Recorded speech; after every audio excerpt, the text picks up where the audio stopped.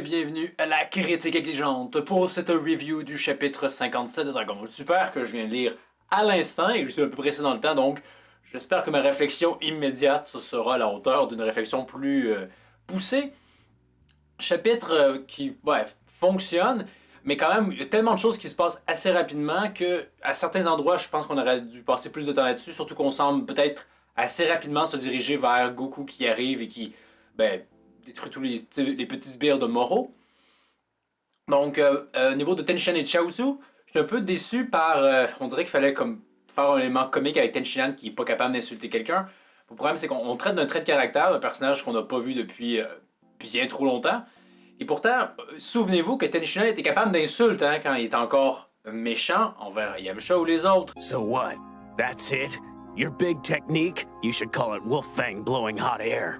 Donc, dire que mais finalement, non, il est vraiment plus capable de faire ça, c'est devenu complètement quelqu'un d'autre, ben, peut-être pas. Mais en même temps, ça permet de mettre en valeur Chaozu d'une certaine façon, et ça rappelle un peu à l'inverse, quand c'est Krillin qui lui disait qui réussissait à vaincre son vœu de Chaozu via des paroles, en faisant des additions que Chaozu n'est pas capable de faire. Ben là, c'est Chaozu qui a à peu près ce rôle-là similaire. Donc, j'apprécie quand même le petit écho nostalgique, mais fait quand même en subtilité. C'est bien à ce niveau-là. Au niveau de Yamcha, par exemple, je trouve ça un peu dommage qu'ils se battent contre quelqu'un et qu'on fait juste dire ah ouais, il est plus balèze que les autres. On n'a pas, on pourrait le voir un peu en action, s'il vous plaît. Peut-être qu'au prochain chapitre, et j'espère que c'est le cas, on va voir les trois être capables de vaincre ce sbire-là et pas forcément Goku qui vient sauver la mise, ou même peut-être Vegeta. Parce que, on le sait, Goku va les vaincre, c'est sûr. Donc, à la place, mettez en valeur ces autres personnages-là, s'il vous plaît. Et faites qu'ils vont s'occuper de Moro ou quelque chose de ce genre-là. Au niveau de C17 et C18, on a quand même. On les voit pas énormément en action.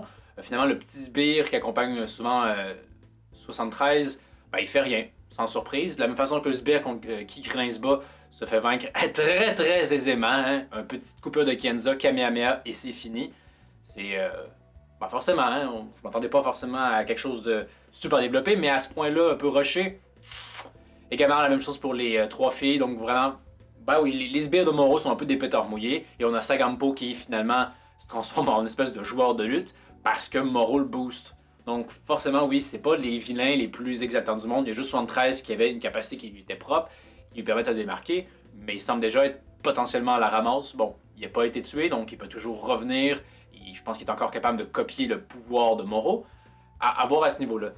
Justement, par rapport à Sangapo, je suis un peu déçu aussi parce que le peu qu'on a vu, on s'entend, il fait juste foncer, faire un coup de poing, que C17 bloque, mais qu'il y a tellement de force derrière qu'ils ne sont pas capables de l'arrêter. Mais quand tout le monde est sur lui pour tenter de stopper son mouvement, j'ai trouvé ça d'un ridicule. Attaquez-le! Faites des attaques, Piccolo, tu t'amuses à spammer ton Makanko Sampo depuis le début de cet arc-là. Fais-le, ça va le percer quelque chose. Ou à la limite, on montre que ça ne le perce pas. C'est une meilleure illustration que que tous ensemble, très bêtement, je trouve, ils tentent de le retenir. Pourquoi vous faites ça? Attaquez-le, faites des coups, quelque chose. Donc là-dessus, c'était, je trouve, assez maladroit à ce niveau-là. Je suis également quand même content de voir que Moro fait juste pas les buter.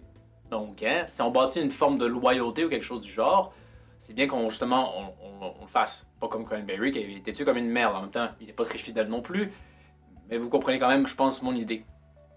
Et maintenant, Goku est finalement sur Terre, enfin, donc il reste juste Vegeta à débarquer. Est-ce que ça va se faire en deux temps? Est-ce qu'on aurait l'audace de faire en sorte que Goku va être mis à mal et que c'est Vegeta qui va débarquer pour le sauver? J'ose croire qu'il y aura un peu cette forme d'audace-là, cette forme de jamais vu, je pense, dans Dragon Ball, et même Dragon Ball Super. Donc, ça serait vraiment agréable si c'est le cas. Mais je pense que, bon, les sbires de Moro, c'est déjà réglé. On va peut-être juste... il reste juste celui qui affronte Yamcha et les autres à régler. Et après coup, Sangampo, peut-être que Goku va l'étaler super facilement, quelque chose. Parce que maintenant, il y a le déplacement instantané, donc il n'y a pas de raison de se pointer rapidement pour leur venir en aide. Donc là, je trouve qu'on arrive vraiment peut-être à faire ce climax d'arc-là. Est-ce que Merus va revenir? Est-ce que Boo va revenir? Je pense pas. Pour Merus, je trouve ça par exemple un peu... il faut qu'il revienne, sinon je me demande vraiment à quoi le personnage a servi, à moins que ça servait juste à pour plus tard. À un moment donné, oui, il faut préparer le terrain, mais de façon peut-être un peu plus habile que ça. Donc, ça conclurait mon avis sur ce chapitre. Chapitre quand même assez agréable parce que c'est pas le Goku Vegeta Show. J'aurais aimé qu'on peut-être passe 2 chapitres de plus avant que Goku et Vegeta arrivent pour justement mettre davantage en valeur ces personnages-là. Parce qu'ils ont eu des combats, mais ils étaient quand même assez brefs. Et ça mettait pas en valeur les vilains qu'ils affrontaient. Donc, qu'avez-vous pensé du chapitre? Est-ce que c'est à la hauteur de vos attentes? Honnêtement, j'avais besoin à l'habitude un peu m'en foutre des chapitres, mais là, ouais, il y a quelque chose d'assez agréable à regarder ces chapitres-là parce qu'on sort des sentiers battus. Donc, j'espère qu'on n'y retournera pas non plus, hein. À voir. Donc, n'hésitez pas à me faire part de vos commentaires dans les commentaires. Très logique. N'hésitez pas à vous abonner ou partager et tout le tralala. Pour la prochaine critique exigeante, je suis encore en train de réfléchir. J'aurais envie peut-être de faire une vidéo sur les Kickstarter et les polémiques que ça peut engendrer, parce qu'il y en a une par rapport à The Wonderful 101. Est-ce qu'un Kickstarter, ça devrait être uniquement réservé à des petits joueurs qui n'ont pas les fonds nécessaires pour le développement d'un jeu?